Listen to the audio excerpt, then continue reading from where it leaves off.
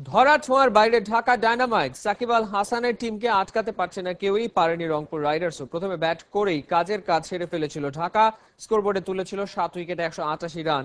ওই রান টপকাতে গিয়ে হুড়মুড় করে ভেঙেছে রংপুরের ব্যাটিং অর্ডার। 20 ওভারে তুলেছে 146। প্রথমবার মাঠে নেমে ম্যাচ সেরা ঢাকার এভিন লুইস। দেবচৌধুরীর রিপোর্ট।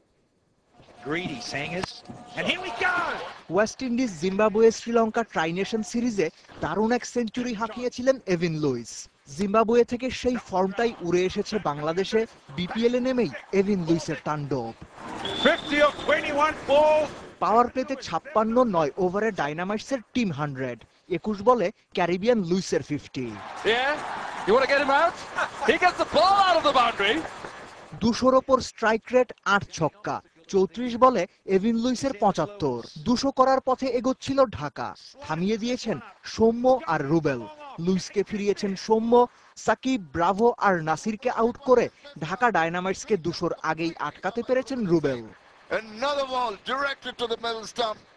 বড় রান তাড়া করতে নেমে শুরুতেই ব্যাকফুটে রংপুর।